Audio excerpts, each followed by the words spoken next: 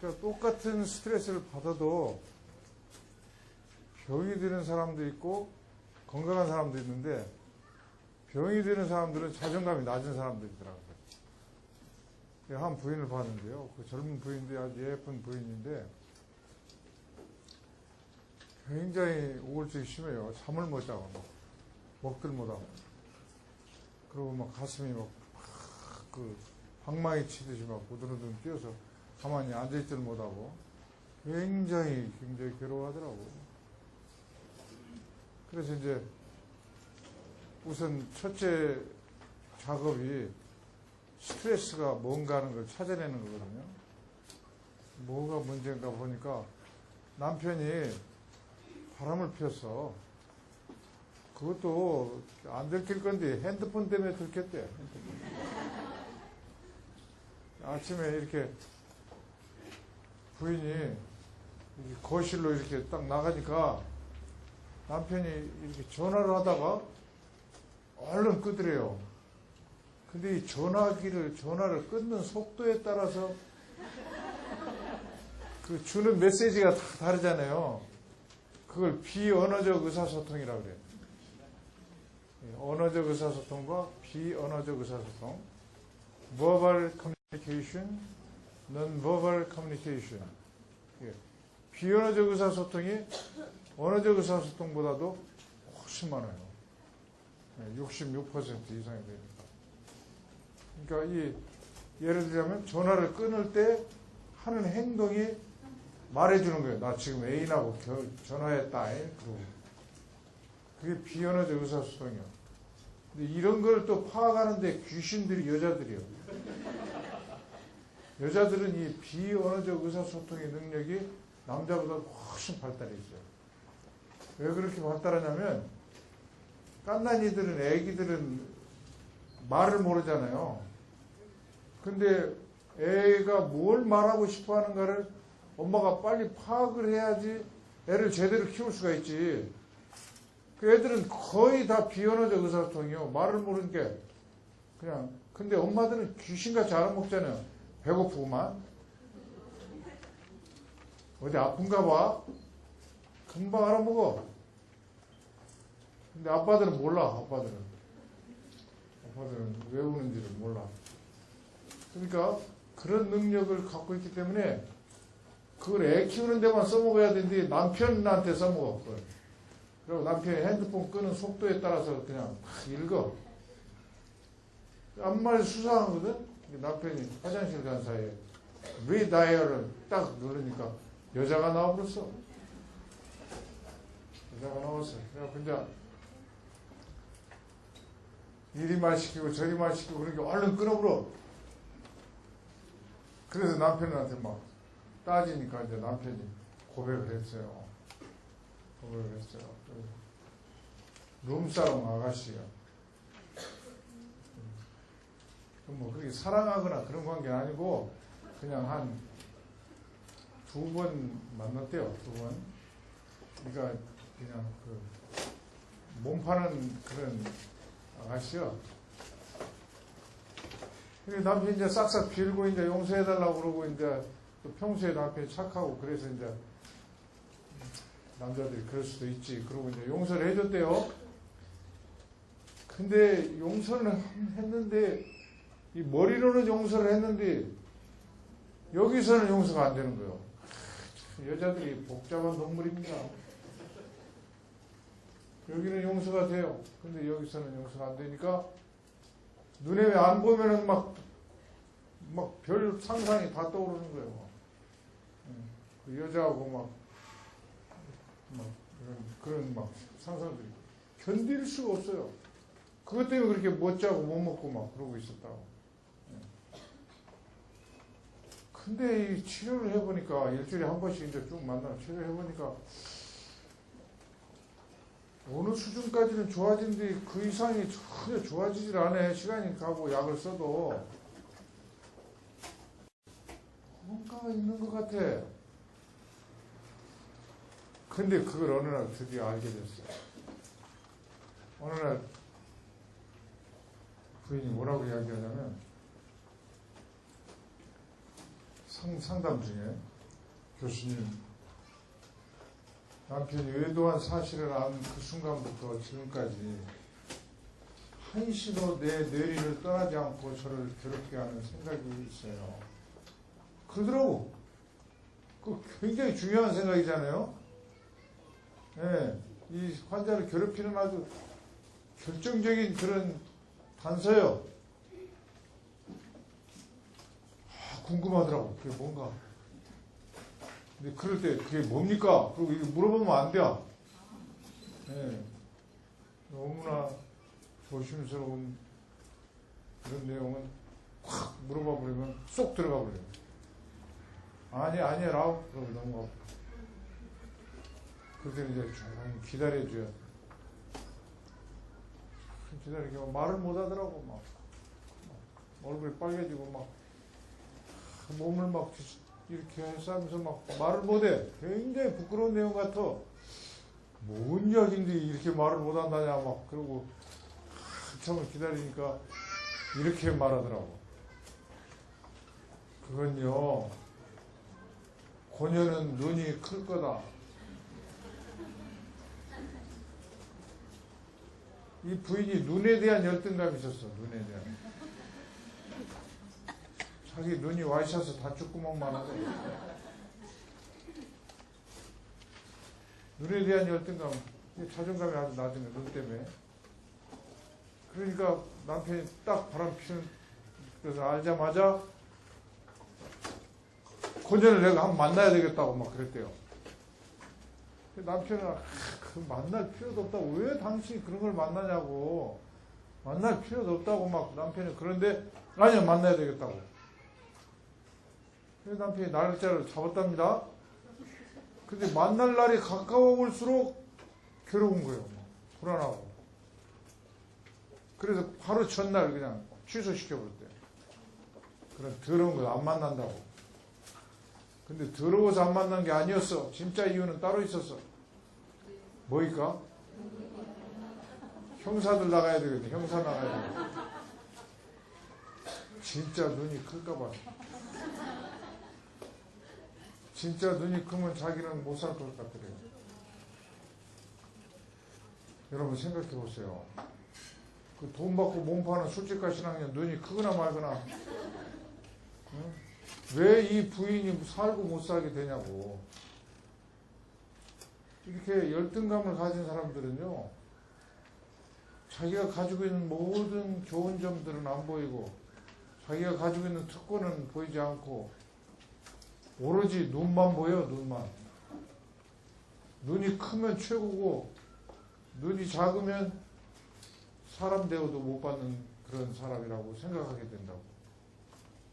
이렇게 이 자존감이라는 게 굉장히 중요한 거더라고요. 치료할 때도요, 자존감을 회복시켜 놔야 돼요. 그래야지 정신적인 문제는 회복이 돼요. 자존감을 그대로 놔둔 채 약으로 증상만 좋게 하면 약 끊으면 재발해버려.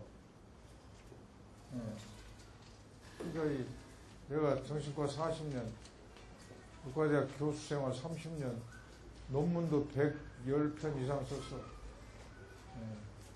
그러면서 평생 마음의 병만 치료하면서 살았는데 가장 중요한 키워드가, 인간 정신 건강의 가장 중요한 키워드가 자존감입니다. 자존감. 그래서 오늘 내가 그 자존감 이야기를 하려고 하는데, 여러분들은 이 강의를 들으면서 자신의 자존감을 생각하세요. 나는 나를 어떻게 평가하고 있는가? 나는 나를 귀중한 사람이라고 평가하는가? 아니면 쓰레기라고 평가하고 있는가?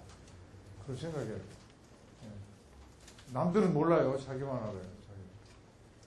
자기 마음이라는 게 아주 은밀한 곳이기 때문에 남들은 몰라요. 남들은 뭐 굉장히 나를 부러워하는데 나는 굉장히 심한 열등감에 빠져 있는 사람들이 많다고. 그러니까 그 자존감 문제를 지금부터 이제 우리가 공부를 해요.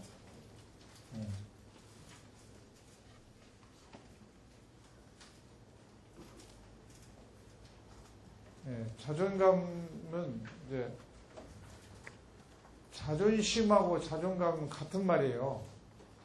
영어로는 self-esteem, 그래서 같은 말이에요. 근데 이제 자존심이라는 말이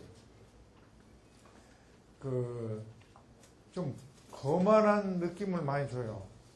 자존심이란 말은.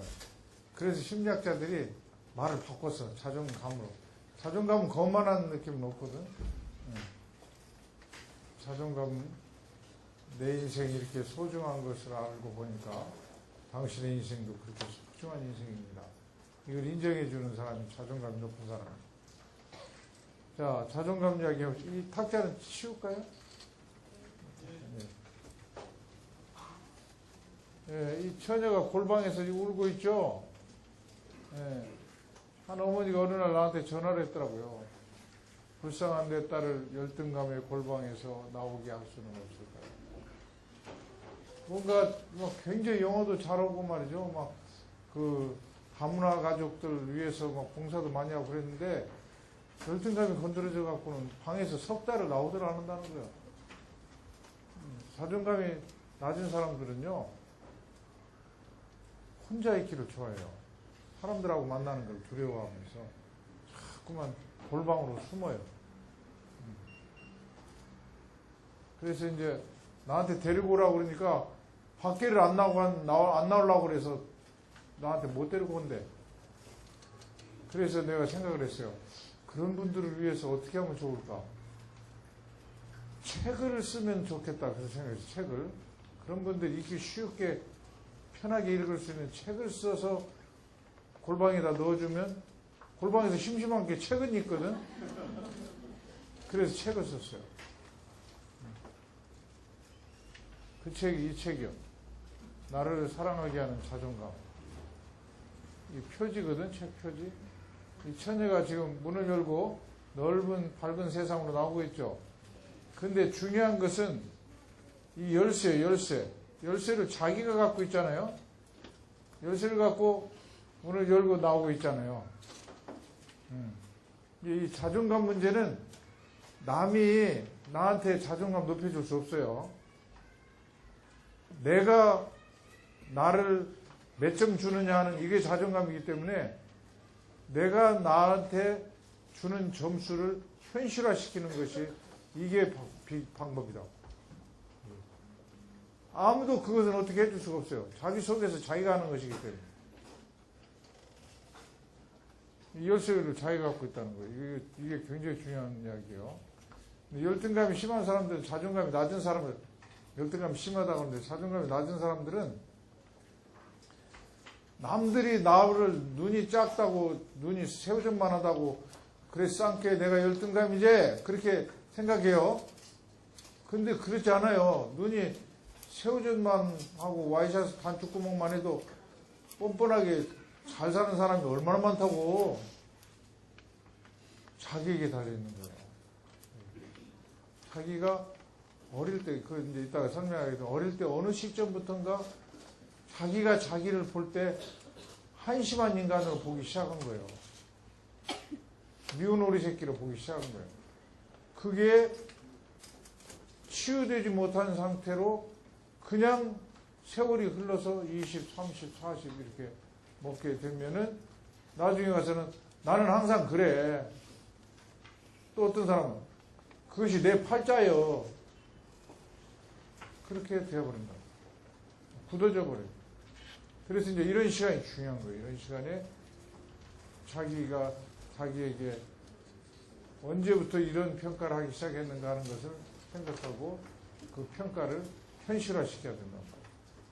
너무 미운 오리 새끼로 자기가 보지 말고. 예를 하나 들어봅시다. 학벌 열등감이 많아요. 학벌 열등감이 중에서 특히 이제 우리나라가 학벌에 대한 열등감들이 많은 편이에요. 근데 이 부인은요, 예를 한번 들어보세요. 이 부인은 굉장히 성공한 부인이에요. 경제적으로도 그렇고 남편도 훌륭한 일을 하고 있고 자식들도 잘 자라고 부러울 것이 없어요. 그리고 이 부인도 굉장히 책도 많이 읽고 그래서 교양도 많고 여고 동창들이 막 부러워할 정도로 그렇게 성공한 분이요. 근데 본인은 전혀 행복하지가 못한 거예요. 이게 문제예요. 본인은 뭐 때문에 행복하지 못하냐면 고졸 때문에. 학벌이 고졸이요. 고졸열등감. 근데 참 이상하게도 자기가 고졸 명찰 붙인 것도 아닌데 가는 데마다 사람들이 용케도 그렇게도 알아보네. 자기가 고졸인 줄을. 사람 죽겠어 그냥. 그래서 이 사람은 행복하지 못해요.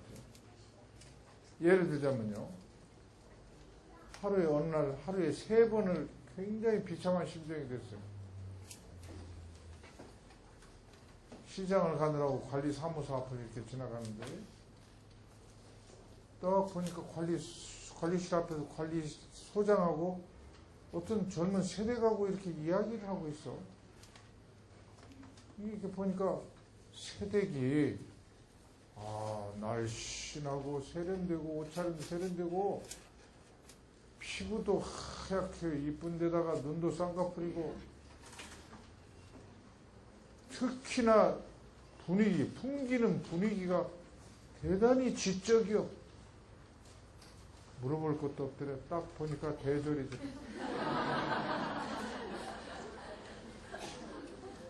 갑자기 대졸 앞에서 고졸이 그냥 기가 팍 준 거예요. 그러나 절대로 내색할 수 없잖아요. 예, 절대로 내색하고 그럴수록 더 험한을 떠는 것이 또 특기거든. 고개를 세우고 소장실 앞을 지나가면서 관리소장한테 인사를 했대요. 안녕하세요. 인사를 했어요. 평소에는 막 그냥 뛰어와서 반가워갖고 막 인사하고 그러던 관리소장이 오늘은 대졸하고 이야기하느라고 정신이 팔려갖고 고졸 인사는 받는 둥 마는 둥 하네. 화가 막 확 올라왔어요. 나는 고졸이라고 무시해. 근데 한번 생각해 보니까 소장이 내가 고졸인 것을 알 리가 없어. 이성적으로 도저히 알 리가 없어. 이게 문제다. 우리에게는요, 우리 인간에게는 두 개의 현실이 있습니다. 하나는 객관적 현실입니다. 실제적 현실이요. 관리소장이 내가 고졸이라는 것을 모른다. 이것이 객관적이고 엄연한 현실이요. Actual reality. Actual reality. 객관적으로는 관리소장이 내가 고졸이라는 걸 알 리가 없다요. 근데 문제는 두 번째 현실이요. 주관적 현실. 심리적 현실. Psychological reality. 심리적 현실에서는 관리소장이라 고졸인 사람은 받도 않는다. 나를 무시했다. 근데 우리 마음을 지배하는 감정은 어디서 나오냐면 이 심리적 현실에서 나온다고. 그렇게 이성적으로는 그렇게 부끄러워할 무시당할 이유가 하나도 없어. 이성적으로는. 그런데 이미 마음은 고졸이라 무시당해갖고 비참해져갖고. 이번에 이제 과일 가게에 왔어요. 과일을 살라고. 과일 가게에 와가지고 과일을 살라고 이렇게 만지니까 점원이 소락대기를 꽉 줄네 그냥. 과일을 그렇게 주무르지 말아요. 국민학생 나무래도 타네. 이런 보르장머리가 어디서 함부로 손님한테 이런 화가 팍 올라왔어요. 근데 그 순간에 한 가지 생각이 딱 떠올랐어. 어떻게 알았을까?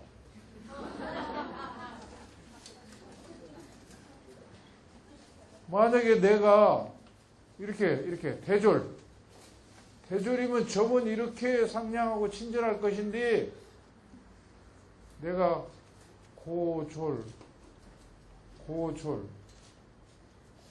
게 저렇게 함부로 무시하고 저런다. 그 생각이 그냥 탁 올라오니까 말이죠. 막 화도 나지만 막 창피해가지고 도망치듯 과일 가게에서 뛰쳐나왔답니다. 전혀 그럴 이유가 없잖아요. 근데 혼자 이러는 거야. 이게 참 사람 죽을 일이요.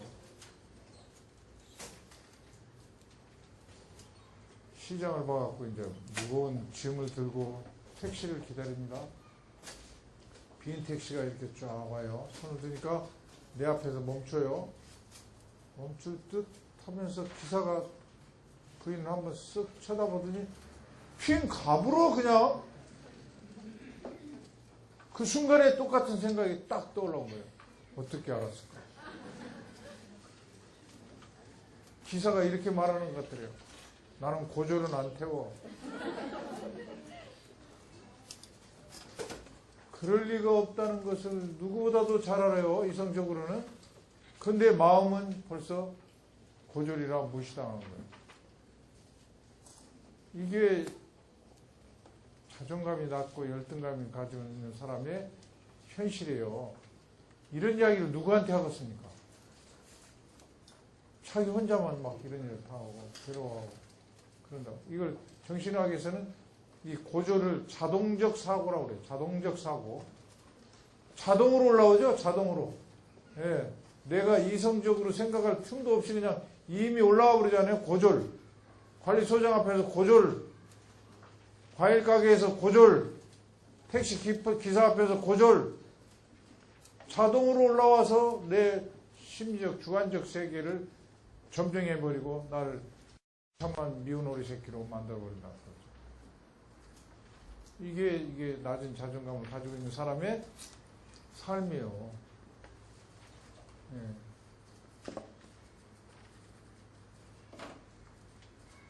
집안 열등감 가진 사람도 많습니다. 집안. 우리 집안은 내놓을 게 없어. 우리 아버지는 알코올 중독자고 가난하고 이런 식으로 집안 열등감을 가진 사람들도 많고. The Reader라는 영화가 있어요. 영화 보신 분 있어요? 리더. 안 보신 분들은 진도가 늦은 거예요. 이걸 보면 열등감 다룬 부분이 나와요. 예. 참 재밌는 영화예요.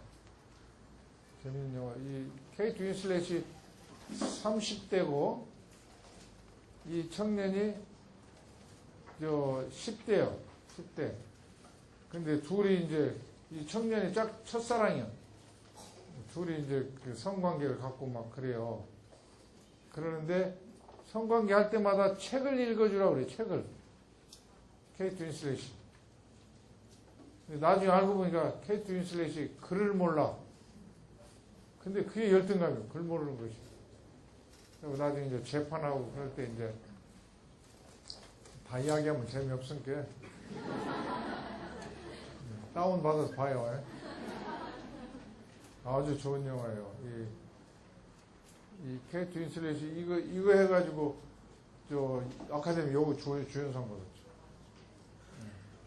이 열등감이 남들 앞에 자기가 글 모르는 열등감이 남들 앞에 탄로난다는 노출된다는 것이 너무너무 부끄러우니까 자기가 차라리 글을 안다고 사인을 해가지고 열등감을 숨기고 20년간 감옥살이를 하더라고요.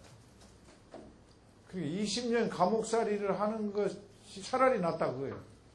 열등감이 노출되는 것보다. 그만큼 열등감이 파워풀해요. 여러분들이 열등감 가진 사람들은 그것을 극복하기가 굉장히 힘듭니다. 예, 오늘 강의를 잘 듣고 그 방법을 받아들여야 돼요. 자, 그러면 자존감이란 거 뭐냐? 영어로는 self-esteem. self-esteem. 자신에 대한 스스로의 평가요. 예, 근데 자기를 어떻게 평가하느냐? 나는 가치 있는 사람이다 하고 평가하면 자존감이 높은 사람이요. self-worth. self-worth. 자기 가치가. 나는 가치 있는 사람이야. valuable person이야.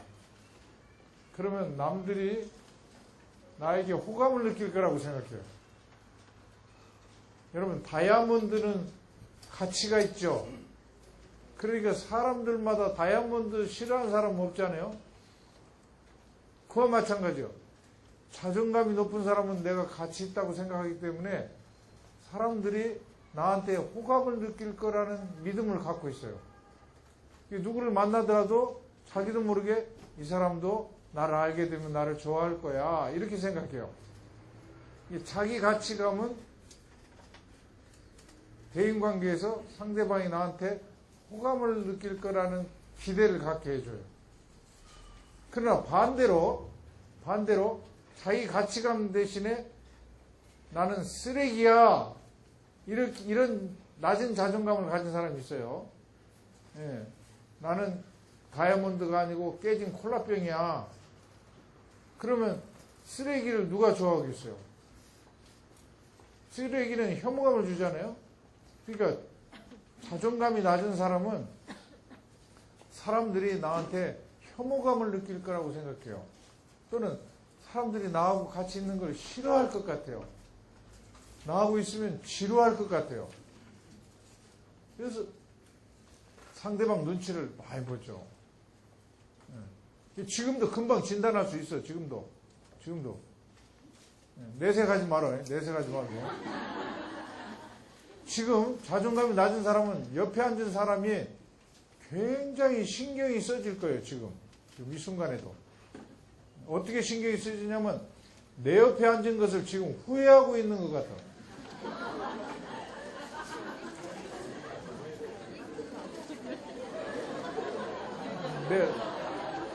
절대로 내색은 하지 말아요. 자기는 알아. 근데 그 사람이 또 자꾸 이렇게 저쪽으로 외면이라도 하잖아요? 그러면 시작했구나.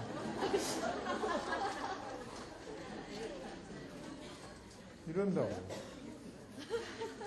어떤 사람도 나하고 같이 있는 것을 싫어할 것 같은 그런 믿음을 갖고 있어요. 그러니까 누구를 만나가지고 서히 만나면 괜찮아요. 셋 이상이 만나면 괜찮은데 단둘이 만나면 영 지랄이요. 왜냐면 둘이 앉아있는데 침묵이 흐르잖아요. 그러면 머릿속에 어떤 생각이 하냐면 이 사람이 지금 좀 빨리 나하고 헤어져서 떠나고 싶어 할 거야. 지루할 거야. 에이 어찌 이렇게 맛대가리도 없는 인간하고 만났다냐. 꼭 그럴 것 같아. 그래서 막 재미있는 화제를 막 찾아갖고 막 들려줘야 될 것 같아요. 그 모든 책임이 다 자기에게 있는 것 같아요. 근데 또 뭐 화제 찾아서 말하고 나면 한 두 마디 하면 똑 부러지고 침묵이 흐르네. 침묵이 2, 3초만 흘러도 막 굉장히 길게 느껴져. 숨을 못 쉬었어 그냥. 이게 자존감이 낮은 사람들이 대인관계에서 겪는 경험들이에요. 그러니까 사람들하고 만나는 걸 자꾸 피하죠. 또 자존감이 낮은 사람하고 자기 가치감을 가지고 있는 사람하고 자기를 무가치한 인간이라고 생각하는 사람하고 대인관계에서 아주 반응이 달라요. 가령 이제 시집을 갔어요. 처녀가 시집을 갔는데 시어머니한테 이제 한마디 얻어 들었어요. 시어머니가 너는 음식도 못하고 도대체 뭘 배워갖고 시집을 왔냐? 뭘 배워갖고 시집을 왔냐? 가정교육을 뭘 배웠냐? 이런 말을 들었어요. 굉장히 자존심 상할 이야기잖아요. 그때 자존감이 낮은 며느리와 높은 며느리의 반응이 달라요. 자존감이 높은 며느리는 사람들이 나한테 호감을 가질 거라는 기본적 믿음이 있기 때문에 시어머니가 너는 뭘 배워서 씹으랬냐? 도대체 가정교육을 뭘 받았냐? 이런 말을 들었을 때 마음에서 어떤 생각이 탁 올라오냐면 어머님이 지금 나를 뭐 아직 몰라서 그래. 차츰 나를 알게 되면 좋아하실걸? 이렇게 생각을 해. 그러니까 긍정적이니까 시어머니한테 긍정적으로 나가요. 어머님, 제가 공부하느라고 음식을 못 배웠어요. 어머님, 지금부터 가르쳐 주시면 제가 열심히 배울게요. 이렇게 말한다고. 그러면 시어머니가 이런 며느리를 미워할 수가 없어. 그러니까 금방 관계가 회복이 되죠. 근데 문제는 자존감이 낮은 며느리야. 자존감이 낮은 며느리는요, 똑같은 상황. 대체 너는 음식도 못하고 도대체 뭘 배워서 씹으라냐? 가정교육을 뭘 받았어? 이 말을 들었을 때 자존감이 낮은 며느리는 이런 생각이 탁 떠올라요. 아, 드디어 어머님이 나를 알기 시작했구나.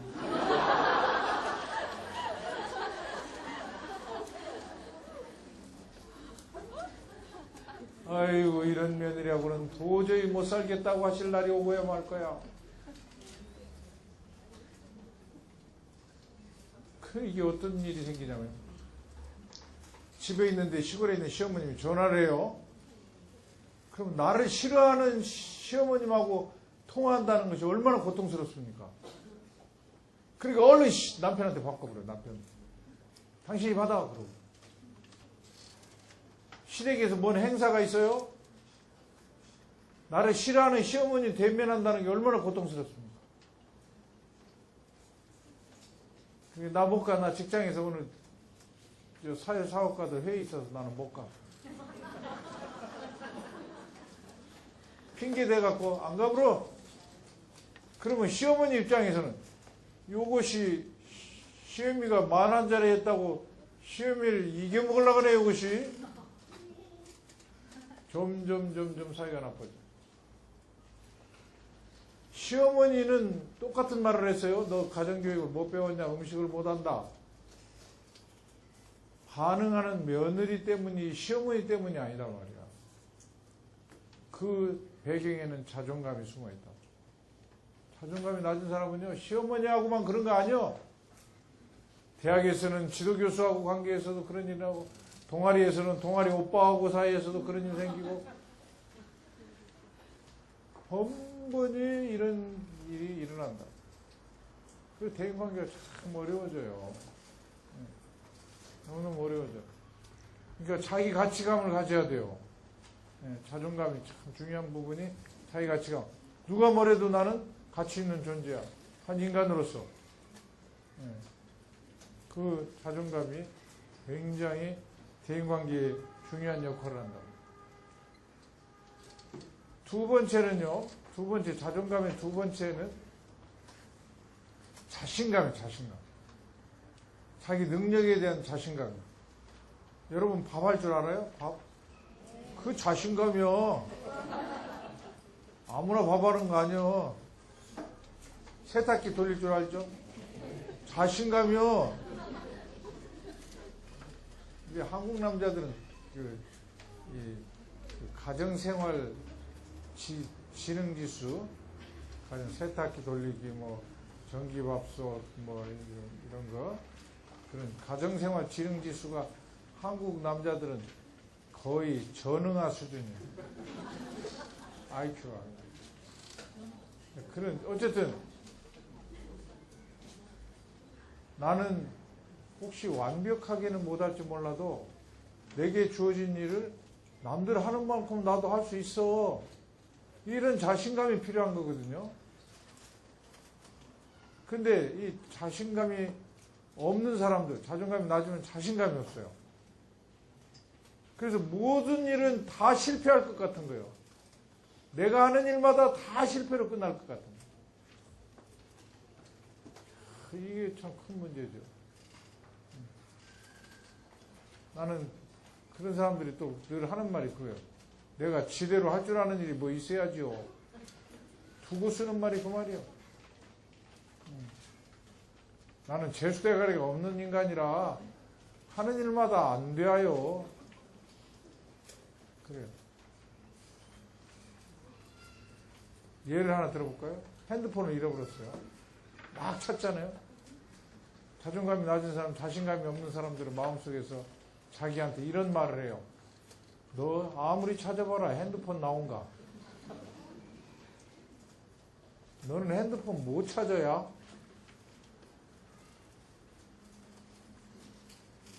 가방을 막 뒤져요.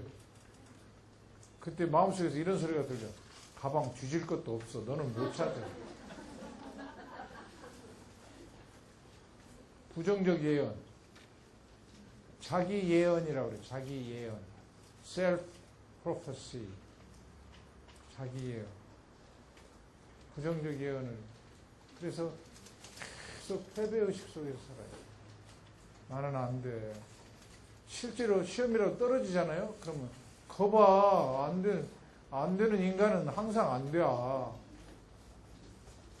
이런 사람들은 대단히 자존감이 낮은 사람들. 어떤 일도 시도를 못해요. 사랑하는 사람이 생겨도 프로포즈를 못해요. 왜냐하면 거절당할 것이 이미 결론이 나와 있기 때문에. 마음속으로. 자신감. 그 다음에 이제 한 가지 더 있는데, 도덕적인 자신감이 있죠. 도덕적 떳떳함. 도덕적 자존감이라고 말할 수도 있고. 무슨 말이냐면, 죄인이 되면은 자존감 가질 수가 없어요.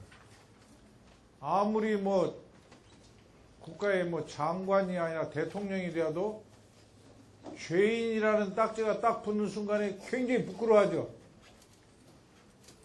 얼마나 잘 나가던 사람들이 막 텔레비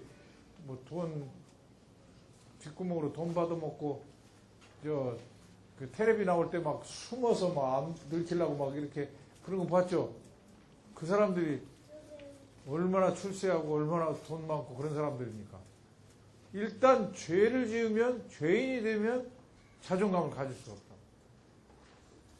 그리고 여러분들이 자존감을 가지려면 어떻게 해야 되냐면 스스로 떳떳해야죠. 스스로에게. 남들은 다 속일 수가 있어요. 남들은 다 속일 수가 있는데 자기는 속일 수가 없어요. 그러니까 가령 어떤 남자가 부인 몰래 불륜을 갖고 있었어요. 근데 이 사람이요,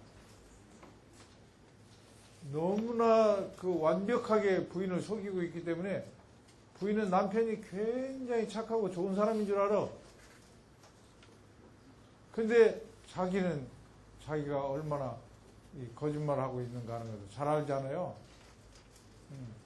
그러니까 사람들 모인 자리에 가기가 자꾸 망설여지고, 누가 문만 크게 꽝 닫아도 그냥 깜짝깜짝 놀래고, 자기 죄가 탄로날까 무서워요. 그러니까 자존감을 가지려면 스스로에게 떳떳하고 당당해야 돼요. 그래야지 자존감 가질 수 있어요. 죄인은 자존감을 가질 수가 없으니까.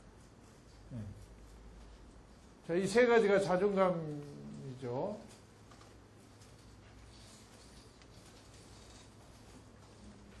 이 미스 코리아예요.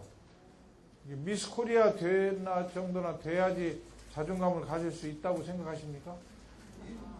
아니죠. 미스 코리아 될 필요 없어. 그냥 있는 그대로 대단히 아름다운 작품이요. 걸작품이요, 걸작품.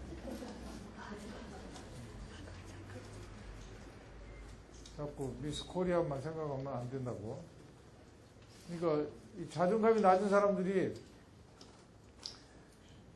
자기는 자존감이 낮을 만한 충분한 이유가 있다고, 객관적 이유가 있다고 생각하는데 그게 아니더라는 거죠. 아까 지금까지 내가 말했지만 자기가 어느 순간에 자기를 그렇게 못난이로 보는 그것이 원인이지 객관적 조건 때문이 아니다는 거예요. 예를 들면요,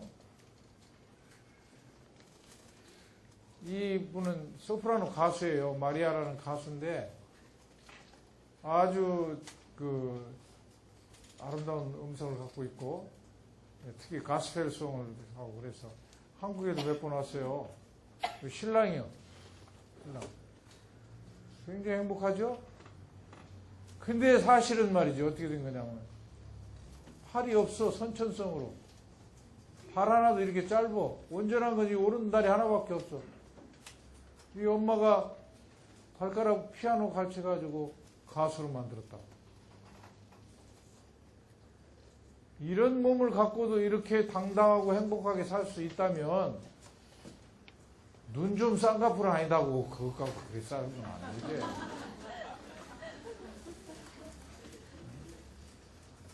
체중 좀 나간다고 그래서 싸면 안 되지.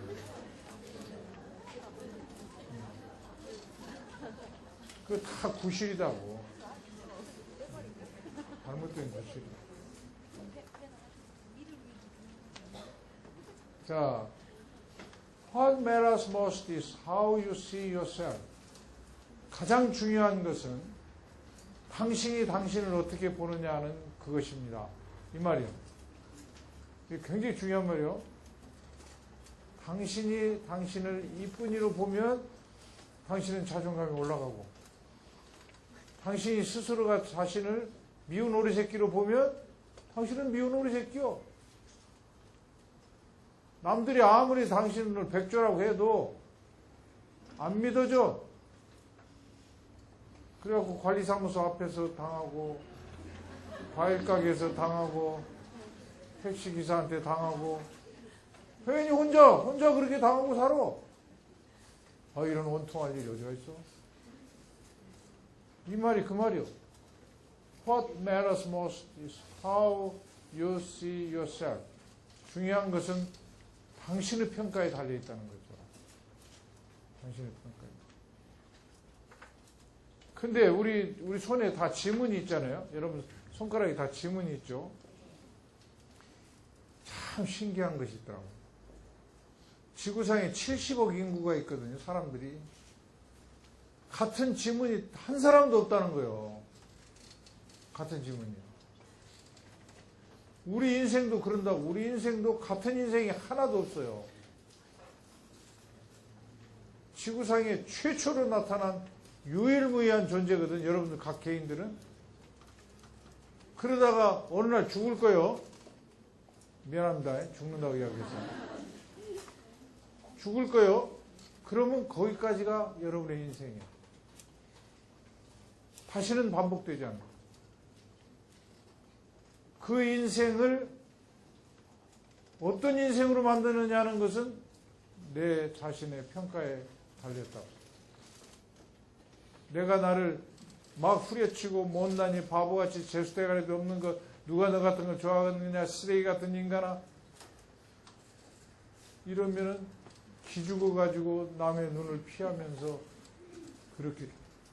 그렇게 일생을 살고 당당하게 사는 것도 내게 달려있고,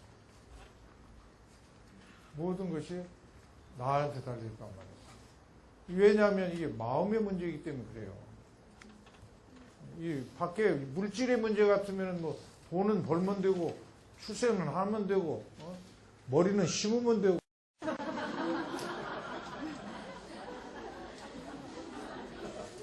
마음의 문제다. 마음의 문제는 자기에게 달려있어요. 이런 말 해줄 수 있는 사람은 나 같은 분석가밖에 없을 거예요. 네, 마음의, 인간 내면의 실체에 대해서 평생을 그것만 들여다보고 살았습니다. 근데 많은 사람들이 이걸 몰라요. 내가 사장이 못됐기 때문에 열등감이다. 내가 눈이 쌍꺼풀이 아니기 때문에 열등감이다. 우리 아버지가 가난했기 때문에 열등감이다. 이렇게 적절한 이유가 있다고 생각하는데 그게 아니더라는 거죠. 내가 보니까. 출세한 사람들, 소위 출세한 사람들이 열등감이 다 좋아질 줄로 난 알았어요. 나는 그렇게 생각했거든요. 사장 되고 돈 많고 검판사 되고 다 그러면, 박사 되고 교수 되고 그러면 열등감 없을 줄 알았어요. 그거 다 해결될 줄 알았어. 그게 아니더라고. 내가 본 환자분 중에는 자기 재산이 얼마나 많냐면 8천억. 이분은 주로 비행기 1등석 타고 외국에 나가서 외국 회사에 가서 사인하고 그렇게 사는 사람이, 자기 부하 직원은 400억. 나는 실감도 안 나더라고, 그 돈이. 그런 엄청난 부자가 뭐라고 한 줄 알아요? 내가 어쩌다 운이 좋아갖고 이 돈을 벌었습니다. 근데 어느 날 한 방에 날아가 버릴 수가 있어요. 나같이 제수대가리 없는 놈은 어느 날 이렇게 날아갈지를 모르기 때문에 항상 초조합니다. 그래. 그런 부자가 알거지 되는 날을 걱정하고 앉았더란께.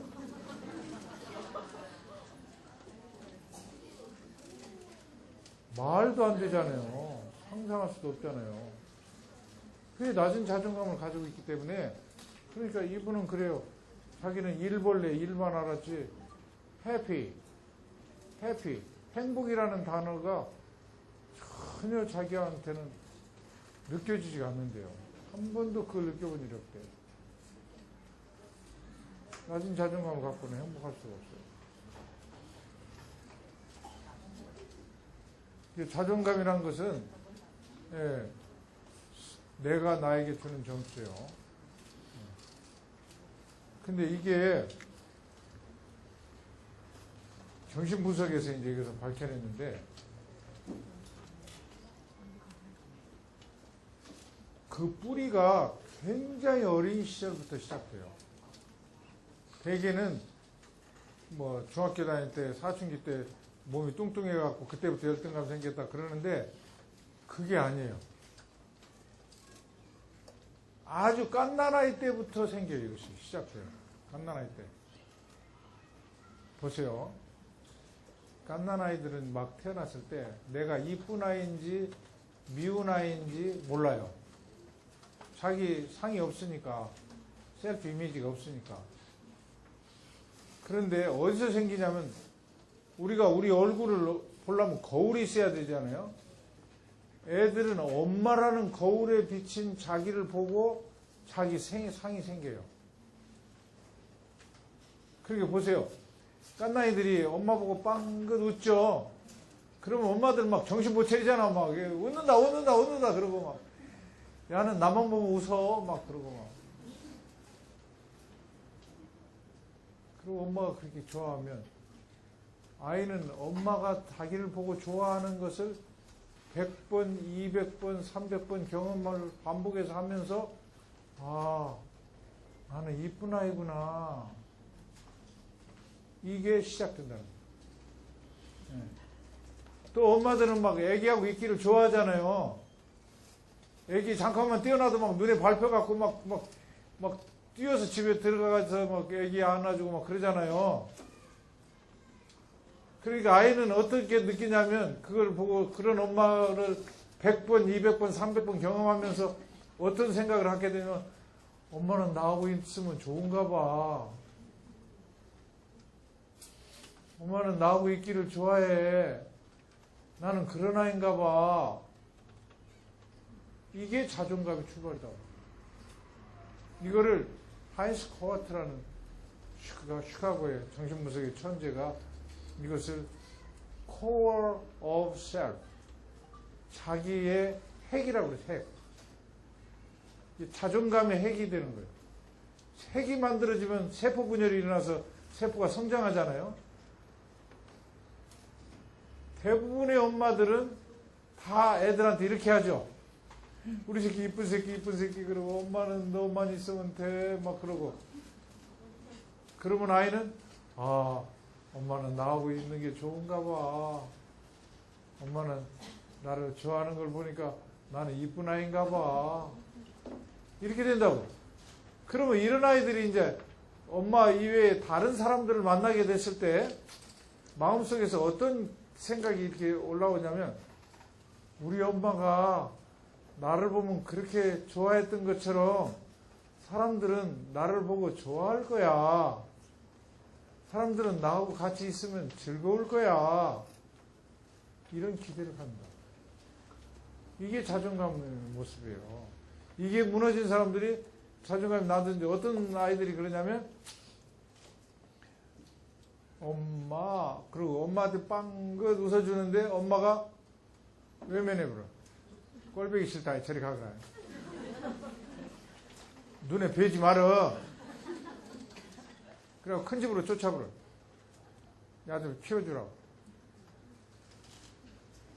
엄마가 아이에게 거절 반응을 보이면 아이는 나는 안 예쁜 아이구나. 나는 미운 아이구나. 엄마는 나하고 같이 있는 것이 싫구나. 이게 낮은 자존감의 시작이다. 이런 아이들은 다른 사람들을 만날 때 우리 엄마가 나하고 있는 것이 싫었던 것처럼 사람들은 나하고 있는 것이 지루하고 혐오스러울 거야. 이렇게 되는 거예요. 근데 이제 크면서 이것이 많이 고쳐져요. 수정이 일어나요. 그 학교 다니면서 공부를 잘했다든지 좋은 친구들을 만났다든지 좋은 선생님을 만났다든지 그래갖고 많이 이렇게 수정이 돼요. 3분의 2 정도는 고쳐져요. 근데 문제는 이제 3분의 1이 문제란 말이에요. 3분의 1. 이게 안 고쳐진 채로 그대로 나이를 먹게 된다고. 이런 시간에 이제 고치는 시간을 가져야 돼요. 이런 시간에 어디서부터 내가 그랬던가 그런 것을 생각해봐요. 그런데 그래서 오늘의 여러분들을 이해하려면 여러분들의 유년기를 잘 생각해야 돼요. 어릴 때 엄마가 어떤 엄마였는가를 먼저 생각해요. 근다고 엄마 원망하지 말고 이미 다 엄마 이빨 빠졌어. 다만 현재의 나를 이해하는 도구로 방법으로만 사용하라고. 어떤 엄마였는가. 어떤 분은요 한 개 틀릴 때마다 엄마가 한 대씩 때렸대요. 시험 보면. 시험이 막 공포예요. 공포. 아무리 잘해도 한 개 틀리면 매를 맞으니까 반에서 1등을 해도 매를 맞은 거예요. 이 사람이 나중에 여자 의사가 되었는데 그렇게 자존감이 나는 거예요. 자기가 아무리 노력해도 어머니의 그 요구를 만족시킬 수가 없었다는 거예요. 그때마다 자기는 불량품이었어요. 엄마가 나에게 대한 요구가 너무나 가혹하고 높으니까 엄마는 나한테 명품배라고 하는데 나는 항상 불량품이었어요. 이런 경험을 반복하다 보니까 자존감을 가질 수가 없게 된 거예요. 이렇게 공부 잘하고 여자 의사 되어가지고 말이죠. 그렇게 인정받고 그래도 스스로는 항상 부끄럽고 나는 부족하고 나는 또 실수할 수밖에 없을 거고 막 이러는 거예요. 또 아버지가 너무나 막 매 때리는 아버지, 막 가혹한 아버지를 가지고 있는 사람도 자존감을 가질 수가 없어요. 또 이런 집안도 문제가 많이 되더라고. 그래서 나중에 이제 또 설명하기로 하고. 자, 이렇게 자존감이 높은 사람은 당당하고 떳떳해요. 근데 자존감이 낮은 사람은 누가 복가무수 와서 막 숨으려고 땅굴 파고 있어. 근데 모순되는 것은요, 자존감이 낮은 사람도 남들이 나 좀 알아줬으면 좋겠어. 남들이. 근데 막상 남들이 나한테 관심을 보이잖아요? 그러면 막 무서워져요. 왜냐면 내 부끄러운 것이 탄로날까 봐. 이게 모순되죠. 한편으로는 알아줬으면 좋겠는데 알아준다고 누가 칭찬이라도 해주면 막 굉장히 기분이. 한 부인이 있었어요. 이 부인이 예쁜 옷을 맞췄어요. 예쁜 옷을 맞췄어요. 근데 안 입어. 옷을 만들어준 분이 생각하기로 옷이 마음에 안 드는가 보다 그랬어요. 근데 1년 후에 입고 나왔어. 그래서 물어봤어요. 아유, 왜 그동안에 안 입으셨냐고, 옷이 마음에 안 들었냐고. 그러니까 아니 그게 아니라고 그러면서 뭐라 그러냐면 자기가 새 옷을 입고 나가면 친구들이 너 새 옷 입었구나 그러잖아요. 그 말이 무섭다는 거예요. 그래서 농 속에다 1년을 묵혀갖고 입고 나갔을 때 친구들이 너 새 옷 입었구나 그러면 아니요 1년이나 된 거예요. 그 말 한마디 하려고 왜 이렇게 사냐고. 자존감 때문에 이렇게 살아. 얼마나 불편해요. 엄마가 남동생을 낳아갖고 왔어요. 그래갖고 그냥 남동생만 이뻐라게. 그러니까 누나가 막 통곡을 하잖아요. 이 아이의 심정을 아시겠죠? 이런 누나가 자존감이 낮은 경우가 많더라고. 어릴 때 자기 사랑을 다 뺏겼잖아요. 동생한테. 그래서 이제 이런 내용을 이 자존감이 어떻게 회복되고 분석을 통해서 어떻게 좋아졌는가, 그걸 쓴 책이, 내가 쓴 책 중에 나를 행복하게 하는 친밀함이라는 책이 있어요. 나를 행복하게 하는 친밀함.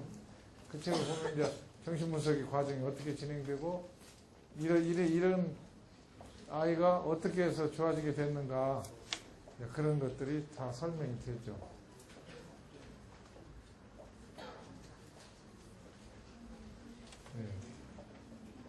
네. 여러분들 중에 이제 여러 가지 팩터가 있어요. 자존감이 낮은 여러 가지 팩터가 있는데, 또 집안이 너무나 명문 집안의 출신들도요, 자존감이 낮은 경우가. 내가 아는 분은 고려대학 나왔거든. 근데 누나 형들은 다 서울대를 나왔어요. 그러니까 이분이 그냥 고대 나온 것에 대한 열등감. 고대도 좋은 대학이거든. 이런 거 있어요. 이런 상대적인. 또 집안이 또 뼈대 있는 집안이라는 집안들 있잖아요. 우리 집안은 뼈대가 있는 집안이야. 뼈 없는 집안도 있간데. 뼈대 있는 집안이야. 그런 집안일수록 자녀들에게 요구가 너무나 높아요. 그 요구에 미달할 때마다 불량품이 되고. 또 집안이 또 부모가 선생님인 집안, 또 목사님인 집안, 이런 집안 출신들이 자존감 갖기가 힘든 경우가 많다.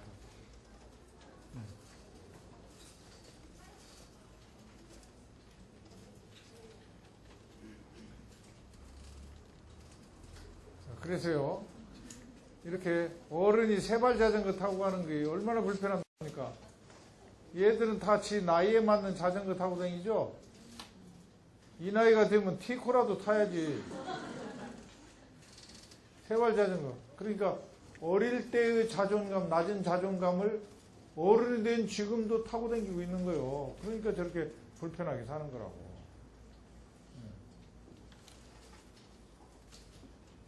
이렇게 불편하게 산다고. 자기를 막 쇠사슬을 묶어놓고 큰 자물쇠 잠궈놓고 열쇠를 갖고 그냥 자기가 꽉 쥐고 안 내놔도.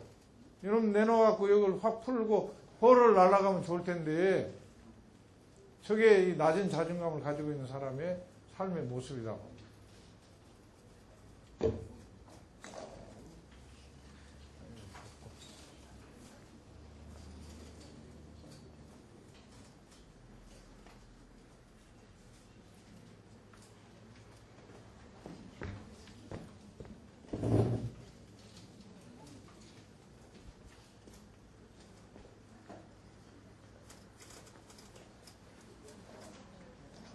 한 여자 의사가 있었어요. 그 여자 의사는 눈에 대한 열등감이 있어요. 자기 눈이 새우젓만 하다고. 근데 그렇게 큰 새우젓을 나는 본 일이 없어요. 내가 아무리 눈이 예쁘다고 그래도 소용없어. 자기가 새우젓이라고 하면 새우젓이야, 그것이.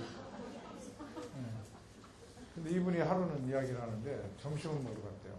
친구하고 한식을 먹는데 김을 이렇게 딱 집었대요. 김을. 젓가락으로 김을 들으니까 김이 2장이 올라왔어. 그럴 때 있잖아요. 우리 점심 먹다 보면. 오스름한 김 2장 한꺼번에 착 먹어버리고 싶어. 근데 갑자기 친구 눈치가 딱 보였대.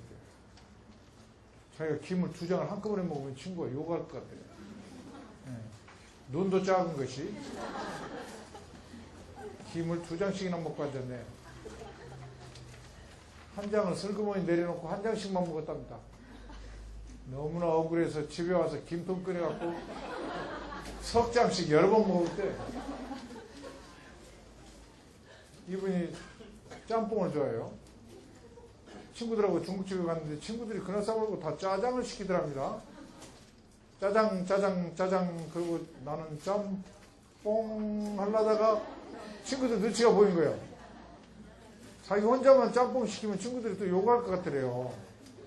눈도 작은 것이. 혼자만 똑별하게 짬뽕 시키고 앉았네. 그래서 나도 짜장 그래보자. 며칠간을 짬뽕 생각을 했답니다. 누가 이분한테 김 한 장씩만 먹어요? 짜장 먹어요? 강요한 사람이 누가 있어요? 자기 혼자 그런다고. 얼마나 불편합니까? 그러니까 자존감이 낮은 사람은요, 남이 시키지 않고 혼자서 그렇게 불편하게 산다고. 김도 마음대로 못 먹고, 짬뽕도 마음대로 못 먹고. 이게 남의 탓이 아니야. 자기 탓이야. 자기가 자기를 그렇게 만들고 있어요. 근데 그런 줄 본인이 또 모른다고 또. 내가 이러고 살고 있다는 걸 몰라. 이런 뭐 원통한 일이 없어요.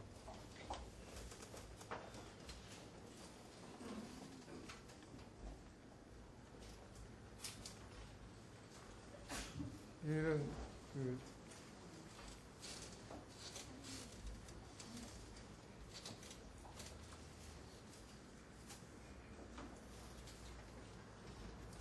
자, 자존감을 높이는 방법을 이제 지금부터 이야기를 해볼게요.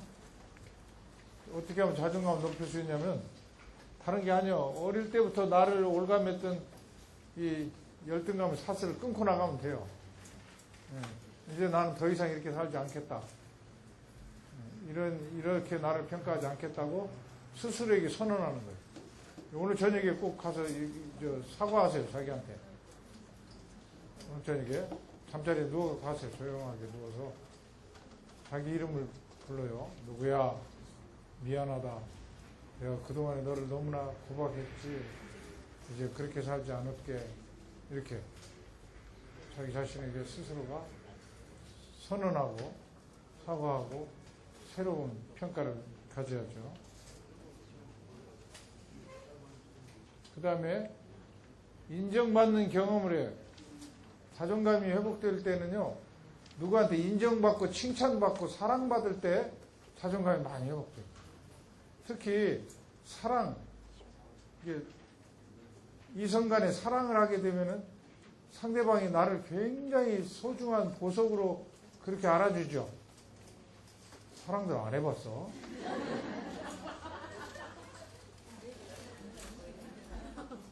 나는 당신만 있으면 돼. 사막에서도 당신만 있으면 돼. 처음에는 이걸 안 믿어요. 그럴 리가 없어. 그래요. 근데 점점 그 사실이 믿어지면, 아, 이분에게는 내가 그렇게 소중한 존재구나. 그러면서 자존감이 많이 회복되고. 그런 경험이 필요해요. 근데 반대로 이제 막 배신당하거나 그런 경험을 하면 이제 자존감이 상처를 받죠.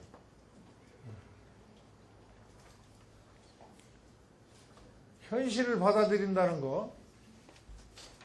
여러분, 내가 정신과 의사로서 환자들에게 제일 많이 해주는 말이 뭐냐면, 현실을 인정하십시오.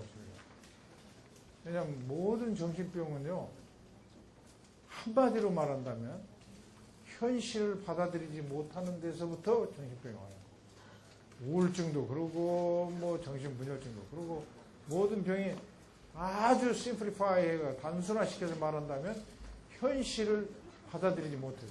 치료는 뭐냐면 현실을 받아들이면 치료가 돼요. 한 부인이 있었어요. 그 부인은요, 우울증이 심해요. 40대 부인인데 우울증이 심했어요. 왜 우울증이 왔느냐면 중년이 되니까 젊을 때처럼 예쁘지를 않아. 미모의 상실, 이 상실감 때문에 우울증이 왔어요. 지금도 이쁘더라고. 근데 젊을 때는요, 진짜 이뻤대요.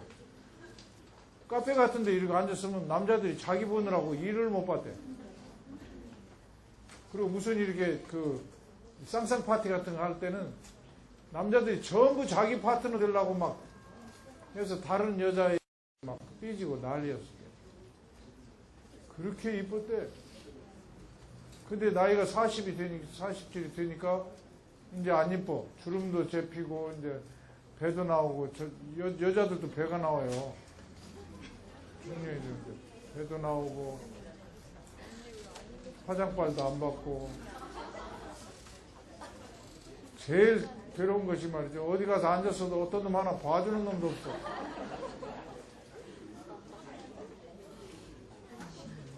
아름다움을 잃어버린, 미모를 잃어버린 것에 대한 상실감 때문에 우울증이 왔어요. 근데 이분이 이제 어느 날 좋아졌어요. 좋아졌을 때 이 말을 하고 좋아지더라고. 뭐라고 하냐면, 나이 40에 20대의 젊음을 그대로 가지려고 했던 내가 욕심쟁이였죠. 너무 과욕이었어요. 그 현실을 받아들인 거죠. 40이면 40에 맞는 외모를 가질 수밖에 없다는 현실을 받아들인 거죠. 그들이 좋아져 보더라고.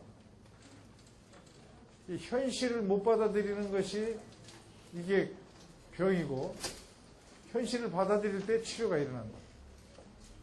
그러니까 이 자존감도 그래요. 자존감도 아버지 때문에 열등감인 사람이 있거든요. 아버지, 어머니, 우리 집안 때문에. 그런 사람들은 아버지, 어머니를 바꿀 수는 없잖아요. 현실을 받아들이는 수밖에 없다고. 근데 끝끝내 받아들이지 뭐 거부하고 있으면 그건 낮은 자존감이 있을 수밖에 없다. 나도 열등감이 있었거든요. 나도 어떤 열등감이면 이마 벗겨진 게 열등감이었어요. 이 의과대학 졸업하고부터 벗겨졌거든. 그러니까 굉장히 창피하더라고요. 그래서 머리를 요놈을 길러갖고 머리 벗겨진 사람들이 다 방법 있잖아요. 요 뒤에 머리도 쓸만해, 이런 거. 이렇게 해서.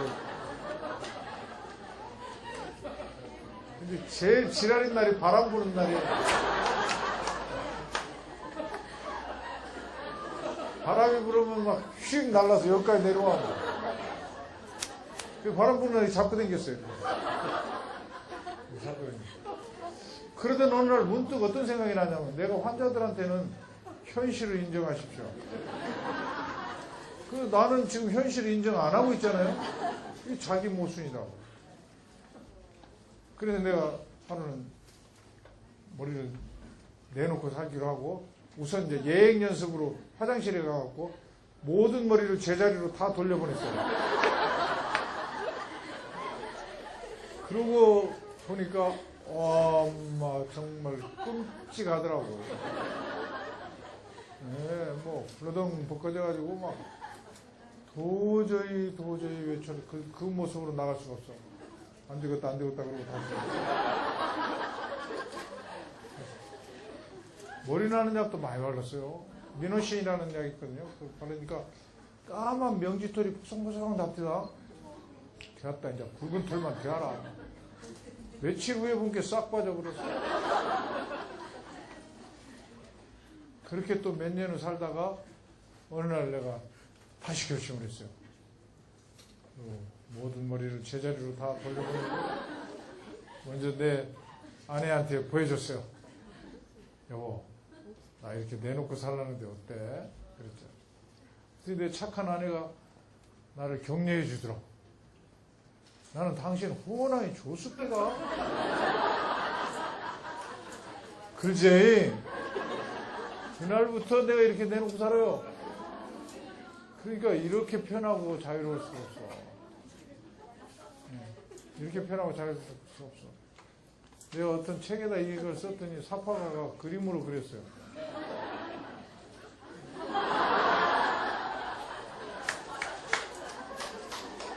이게 나요. 그러니까 이렇게 자유로운 상태가 되는데 그 열등감을 극복하기에 앞서서 항고비가 있다, 그거는. 네, 항고비가 있어요. 내 강의를 듣고 어떤 분이 내가 아침마당, KBS 아침마당에서 이 문제를 한번 이야기를 했어요. 그랬더니 고졸 열등감을 가지고 있는 부인이 있었어요. 그 60대 부인이신데 그 빌딩을 막 몇 개나 갖고 있고 그래서 거기서 얻어지는 소득만 해도 한 달에 막 1,000여만 원 이상 되고 그런 부자인데 남들은 전혀 모르는 자기만의 열등감이 있었대요. 그게 고졸 열등감이었어요. 근데 내가 아까 고졸 이야기 했잖아요. 저건 내 이야기다. 그랬대요. 그러고 보니까 자기가 너무나 인생을 헛살고 있었더래요. 그래서 동창들 모임에 가고 자기가 그걸 막 터트려 버렸대. 내가 사실은 고졸 이것 때문에 부끄럽고 내가 이렇게 살았다. 그리고 말하니까 친구들이 깜짝 놀래더래요. 너 같은 애가 그런 열등감을 갖고 있는 줄은 꿈에도 몰랐다고 몇십 년 사귄 친구들도 막 놀래더래요. 그러고 나니까 그냥 그렇게 자유롭고 편하대요. 친구들 대학교 편해지고. 고비가 있어. 그 다음에 열등감, 낮은 자존감을 극복하기 위해서는 완벽주의를 탈피해야 돼요. 완벽주의. 완벽주의란 게 뭐냐면 100점 아니면 빵점 처리하는 것이 완벽주의예요. 100점 아니면 빵점 처리하는 것이. 근데 우리는 완벽할 수 없잖아요. 우리가 다 인간의 한계를 갖고 있잖아요. 우리 완벽 못해요. 어떻게 완벽합니까? 완벽한 것은 불가능에 가까운 일이고 완벽할 수가 없어요. 우리는 공사 중이요. 얼마나 많이 우리들의 욕구들은 우리 양심을 배반합니까? 우리가 완벽할 수 없어요. 우리가 다 공사 중이에요. 공사하다가 죽을 거예요. 공사하다가 죽을 거예요. 혹시 여기 완공되신 분 계십니까? 일단 끝나고 나 좀 만납시다. 정신병원에 입원시키려고. 왜냐하면 건강하게 자기를 돌아볼 줄 아는 사람은 자기가 공사 중이라는 사실을 인정한다. 공사 중인 건물을 향해서 막 독 던지고 저런 유리창도 없는 건물을 그렇게 흉보고 그러지 않죠. 공사 중인 건물을 향해서는 기대를 하잖아요. 완공되면 어떤 건물이 될까? 자신에 대한 기대를 가지라고. 기대를 가지라고. 공사 중인. 좀 공사 중인 자기를 너무 구박하고 바보같이 왜 그것밖에 못 되냐 그러고 막 책망하고 욕하고 자학하고 이렇게 살면 안 된단 말이죠. 그렇게 살아도 한평생이고 당당하게 살아도 한평생이야. 선택은 나한테 달려있다.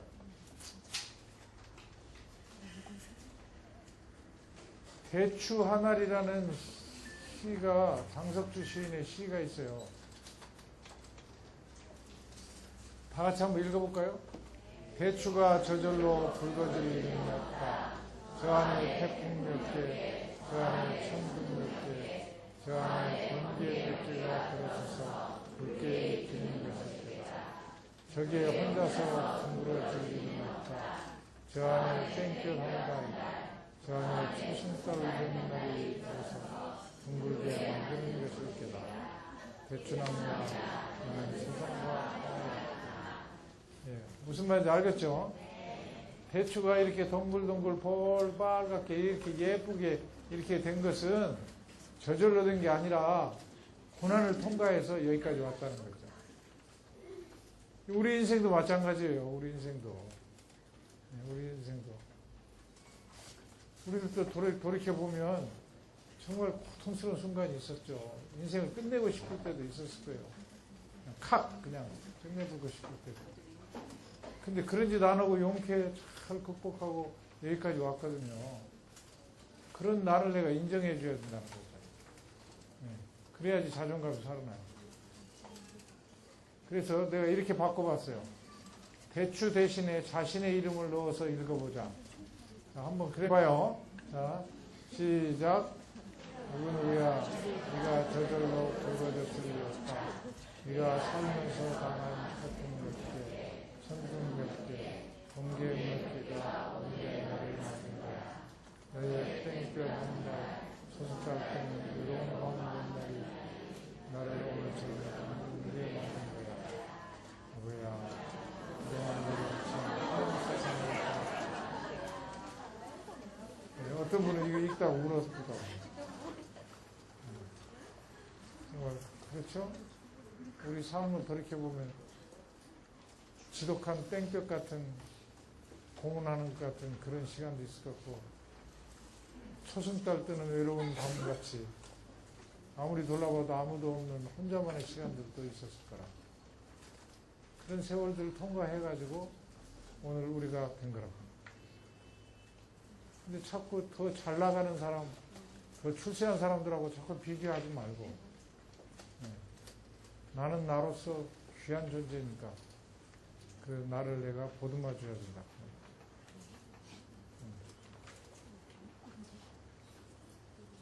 그래서요, 자기 인생을 긍정적으로 봐야 돼요. 천하만사가 양지가 있으면 음지가 있고 다 그런 거예요. 그런데 자존감이 낮은 사람은 자꾸 나의 음지 쪽만 봐요. 부정적 측면만 본다고. 그 시각을 좀 바꿀 필요가 있다는 거죠. 긍정적인 것으로. 그래서 이 미운 오리 새끼가 백조인 자기를 발견하는 것처럼 그러기 위해서는 이렇게 자기에게 말해줘야 돼요. 완벽하지는 않지만 그래도 나는 최선을 다하며 살아왔어. 이렇게 자신에게 말해줄 수 있어야 돼요. 완벽하지는 않지만 그래도 나는 최선을 다하며 살아왔어. 자, 시작. 완벽하지는 않지만 그래도 나는 최선을 다하며 살아왔어. 완벽할 수는 없죠. 자존감이 낮은 사람들은 완벽하지 않다고 자기를 막 후려쳐요. 완벽하지는 않지만 그래도 나는 최선을 다하며 살아왔어. 나름대로 내 최선이었다고.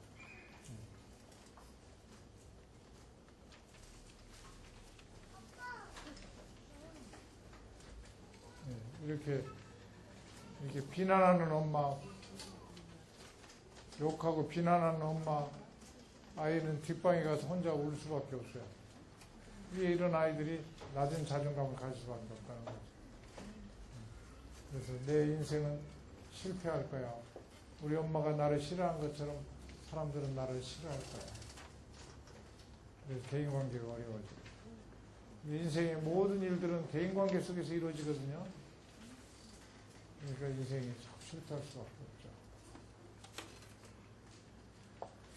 아버지가 너무나 거대한 아버지를 가지고 있어도 아이는 자존감을 가질 수가 없어요. 아버지가 너무나 무섭고 너무나 거대한 아버지를 가지고 아버지가 너무나 훌륭하셔도 자식들이 자존감을 갖기 어려워요. 근다고 아버지가 못난 일 필요는 없죠. 어떤 정신분석학자는 공자가 저렇게 유명한 사람이 된 것은 공자가 아버지가 좀 약간 좀 취미했대요. 그렇다고 하는 그런 논문도 있어요.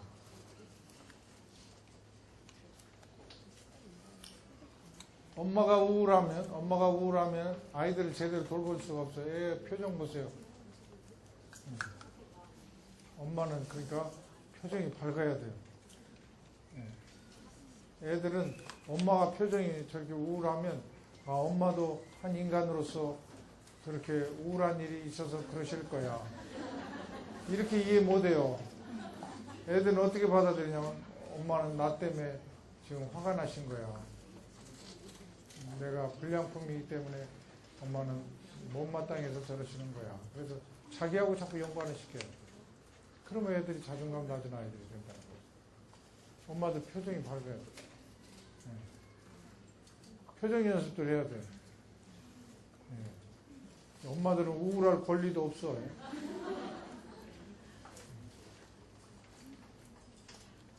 대물림하는 자존감이 문제인데요. 이것은 EBS에서 내가 강의를 했어요. 엄마가 자존감이 낮으면 애들 자존감이 낮고요. 엄마 자존감이 높으면 애들 자존감이 높아요. 애들은 엄마의 자존감 따라간다. 그래서 엄마들의 자존감이 굉장히 중요해요. 그래서 내가 이번에 지난달에 책을 썼어요. 스펙보다 중요한 내 아이의 자존감. 스펙보다 중요한 내 아이의 자존감. 내 아이의 자존감을 굉장히 자존감을 높여주는 아이들을 키워놔야죠. 그래야지 행복한 아이가 되거든요. 그래야지 대인관계도 당당하고 말이죠. 어려운 문제도 극복하고 나갈 수 있는 그런 아이를 키우는데, 이놈은 세상, 지금 한국 사회가 무시무시한 경쟁의 사회예요. 어떻게든 스펙을 쌓아갖고 1, 2대학을 넣어야지 애기가 갑이 되거든요. 갑이 돼야만 갑끼리 혼인도 일어나네. 그리고 내 새끼 을 안 만들려고 엄마들이 막 몰아제켜, 막 스펙을 쌓으려고, 갑을 만들려고, 1, 2대학을 넣으려고. 근데 막 몰아제키면 아이들은 자존감이 떨어질 수밖에 없어요. 그러니까 엄마들이 이러지도 못하고 저러지도 못하고 막 그래요. 짠해 죽겠어 그냥. 그래서 이제 그 엄마들한테 내가 해줄 말이 있어. 애들 자존감과 관련해서. 그 책을 썼어요. 스펙보다 중요한 내 아이의 자존감. 여러분들 그 문제 관심 있는 분들 그 책을 구해서 읽어보세요. 그 다음에 이거는 말이죠. 애들 키울 때 엄마가 굉장히 중요한데, 엄마들이 직장 생활을 한다든지 그런 엄마들에게 내가 해주고 싶은 말이 있었어요. 이거 미국에서 연구한 건데, 직장 생활을 엄마들은 애들을 엄마가 이렇게 늘 돌봐주지 못하기 때문에 애가 혹시 잘못될까 봐서 늘 죄책감을 가져요. 그런 엄마들은 이렇게 해야 하고 이렇게 하면 좋다. 퇴근 후에 처음 5분간을 잘 사용하라는 거예요. 여기 이 엄마같이, 여기 이 엄마같이 구두도 나란히 놓으면 안 돼. 이렇게 막 가방도 제자리에다 놓으면 안 돼. 막 집어 당기고 오로지 애한테로 달려가야지. 자, 보세요. 엄마가 지친 몸으로 퇴근해서 현관문을 열고 들어갑니다. 아이는 하루 종일 엄마 고팠잖아요. 근데 엄마가 딱 등장하면은 엄마! 그러고 막 엄마한테 뛰어가요. 그런데 직장에서 퇴근한 엄마는 애가 보입니까? 일거리가 보입니까? 애들이 집안을 엉망으로 만들어 놨죠. 또 빨리 밥해서 먹여야지. 그러니까 엄마가, 애는 지금 엄마 반가워갖고 막 엄마! 그러고 뛰어오는데, 비켜. 옷 갈아입고 엄마 바쁘다. 엄마 밥 해야 돼. 먹지. 그 순간에 아이는 굉장한 좌절감을 느끼는 거예요. 나는 이렇게 엄마가 보고 싶었는데 엄마는 내가 보고 싶지 않구나. 이 인간은 좌절하게 되면 분노하게 돼 있어요. 얘가 화가 나요. 그러면 애는 엄마를 막 괴롭혀요. 발 붙들고 못 걸어가게 하고 막 매달리고 말도 안 되는 요구를 하고 그냥 칭얼대고 떼쓰고 막. 그러면 엄마는 빨리 가서 지금 옷 갈아입고 밥 해야 되겠는데, 이런 방해꾼이요. 이제 애가 그냥 미워 죽겠어. 그냥 난 피곤해 죽겠는데. 그러면 애기하고 막 싸워요. 엄마가 놀다 왔냐? 놀다 왔어.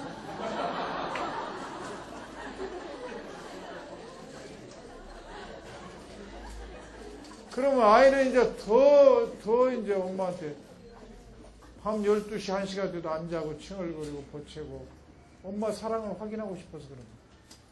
그럴수록 엄마는 나 저 애를 도저히 이해를 못하겠네. 도대체 왜 그러냐 너는. 이것이 하루 이틀이 아니요. 퇴근할 때마다 반복돼요.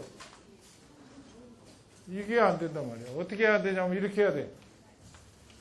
이 엄마같이 현관에 들어오자마자 신발 가지런히 놓으면 안 돼. 가방도 막 집어 당겨. 긁어 막 애한테 하면서 딱 안아줘. 이랬을 때 엄마 좋아하고 그냥 목을 꽉 껴안잖아요. 처음 5분을 저렇게. 5분도 필요 없어. 저렇게 딱 해주잖아요. 애들도 바쁩니다. 지금 방금 테레비 보다 왔잖아. 엄마 사랑만 확인하면 그 다음에 엄마가 붙들어도 아이 나도 바빠 그러고 있는데 집 놀이방으로 간다고. 처음 5분 그걸 놓쳐서 엄마가 애들을 마음을 상하게 한다.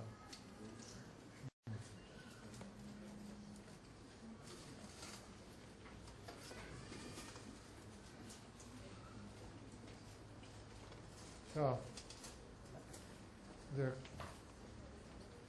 이걸 다 같이 읽고 강의를 마치겠습니다. 자, 시작. 완벽하지는 않지만 그래도 끝까지 잘 참아주는 자신을 인정해 주세요. 좀 부족해도 자신을 거듭고 예뻐하고 위로하며 건강하게 하시기만 합니다. 항상 주님께서 나옵니다. 감사합니다.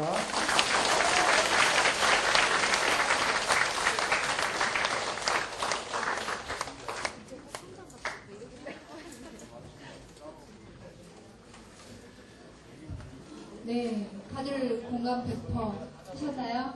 네, 여기 어머님들, 아버님들 많이 계신데, 네네. 네, 저희 이문석 교수님이 정말 저희가 100% 공감할 수 있는 좋은 강의를 해주신 것 같습니다. 혹시 잠깐 질문이나 있으시면 질문 받고, 혹시 질문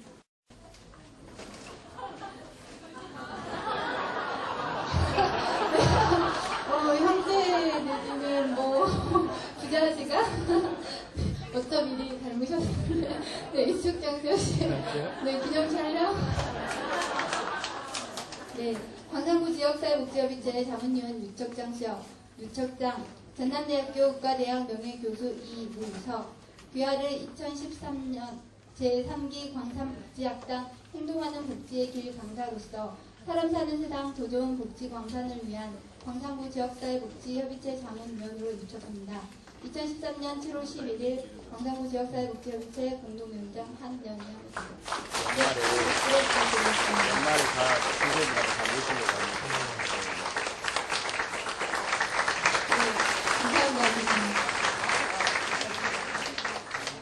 그래서 감사장을 좀 전달을 하고자 합니다.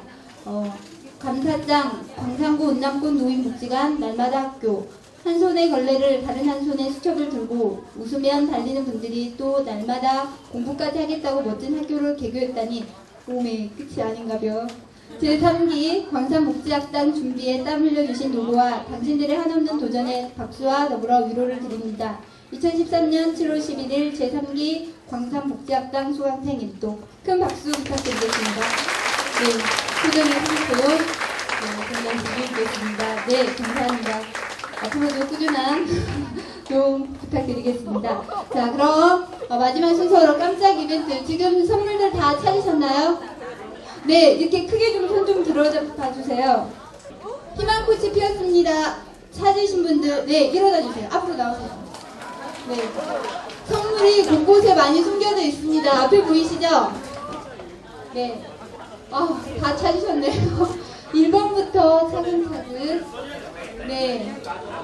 선물이 굉장히 많이 숨겨져 있는데 차근차근 뒤에 보시면 번호가 새겨져 있으니까 뒤에 선물은 살피지 마시고 앞에 기념품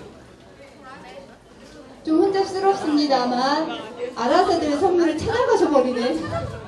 선생님 1번부터 차근차근 전달을 하겠습니다.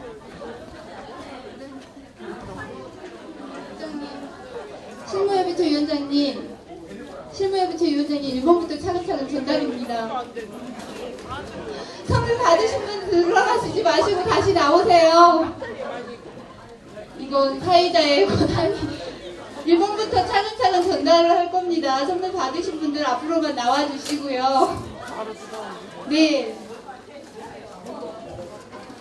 선물 받으신 분들 같이 나오셔서 기념 촬영하고, 네네.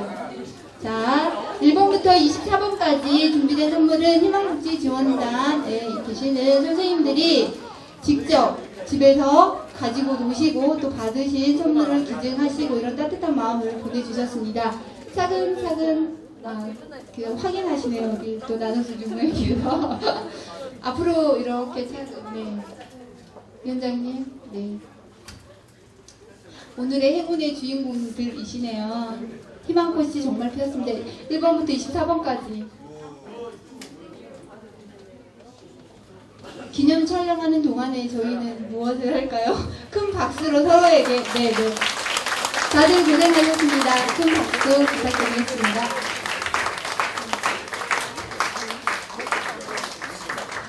네, 축하드립니다. 오늘의 행운 아들, 네, 들어가 주시고요. 네, 자, 마지막으로 저희 제3기 광산복지학당 수료증 수여식이 있도록 하겠습니다. 이번 기수에 저희가 138분이 수료를 하셨습니다. 이 138분을 대표해서 첨단종합사회복지관 김설화, 광주시 장애인복지관 윤호석 두 분 앞으로, 네, 앞으로 좀 나와주세요. 수료증 첨단종합사회복지관 김설화. 위 사람은 사람 중심 복지도시 광산구 지역사회복지협의체에서 주관하는 제3기 광산복지학당 행동하는 복지의 길 과정을 수료하였기에 이 준서를 드립니다. 2013년 7월 11일 광산구 지역사회복지협의체 공동위원장 한영혁. 네. 다음은 광주시 장애인복지관 윤호석 이하 내동 같습니다. 네. 축하드립니다.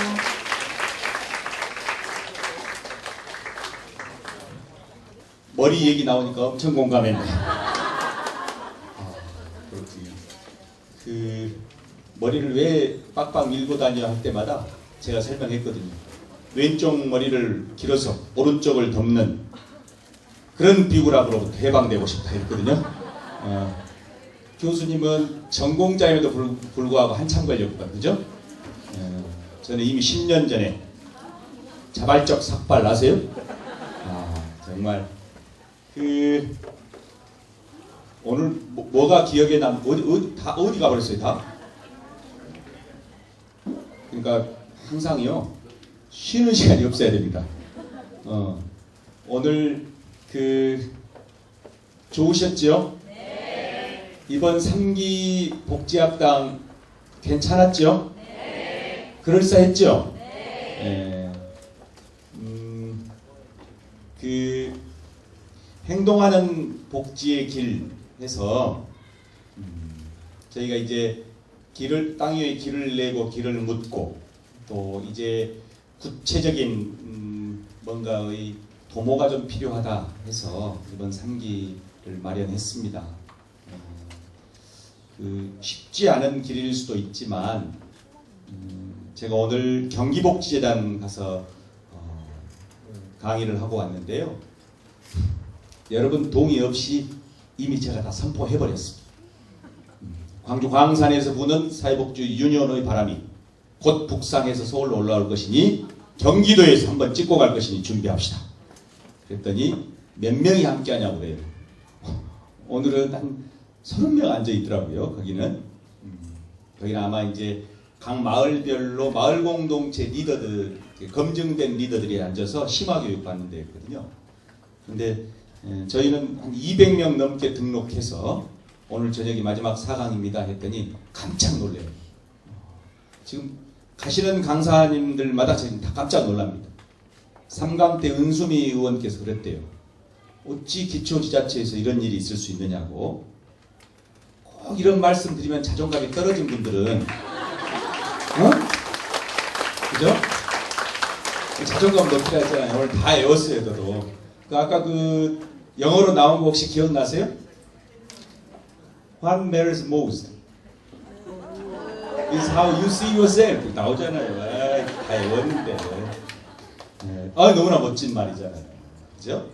그래서 우리가 그런 그 변방에서 사실은 변방의 성장이 주류로 진입하는 과정이거든요. 우리가 의식이 변방 의식이 있어버리면 이거 뭐 서울에서 좀 논의해가지고 뭔가 지침을 줘야 우리가 움직여야 되는 거 아니에요? 정말로 광산에서 광주에서 뭔가 의미 있는 도모를 해가지고 이것이 전국적 또는 사회적 파장을 일으킬 수 있을 만큼 우리의 내공이 있는 거야? 우리는 준비돼 있어? 요걸 좀 버리자고요. 아셨죠? 네. 바빠. 다른 지역 사람들이. 그래서 우리가 한번 의미 있는 도전을 해봤으면 좋겠습니다. 그래서 오늘 그거 쓰셨나요? 이게? 연락처랑 다 쓰시는 거 있었는데. 이거 쓰셨죠? 이거 오타 발견한 분 제가 선물 드리겠습니다. 안 읽어보고 써보세요. 이게 얼마나 역사적인 사인인지 모르시는구나. 이 자주적인 연대로 실천하고 행동하는 가칭 사회복지 유니온 함께 만들기에 이 글에 오타가 앉아 있어요. 네? 네? 그렇습니다. 이거를 북한 말투로 써놨더라고요. 우선적인 논의를 통해 해 나가갔습니다. 저 이제 출장 갔다 와서 여기 와서서 확인했는데요.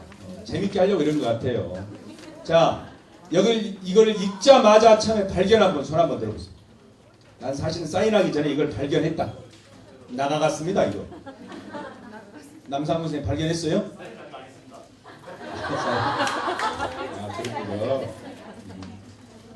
이따 봅시다. 어쨌든 요거 해주시면 이럴 것 같아요. 처음에 어떤 정관, 어떤 원칙, 어떤 사업 계획을 가지고 어떻게 도모한다는 겁니까?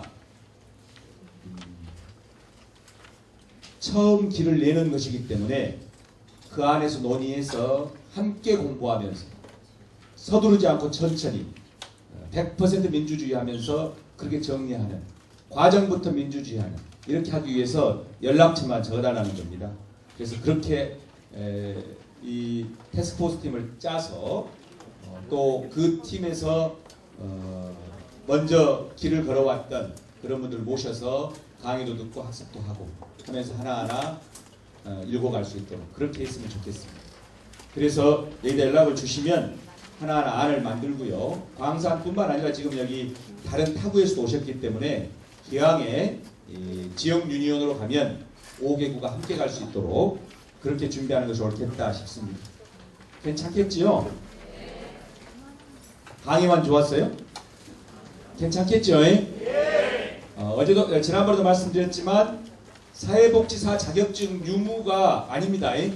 사회복지 현장의 모든 현장에서 일하는 모든 노동자들이 다 가능한 일이기 때문에 그렇게 추진을 할 수 있도록 그렇게 하고요. 제가 하는 것이 아니라 몇몇 분들이 함께 논의해서 그 안에서 전략팀을 짜고 또 자문도 받고 하면서 추진할 수 있도록 그렇게 하겠습니다.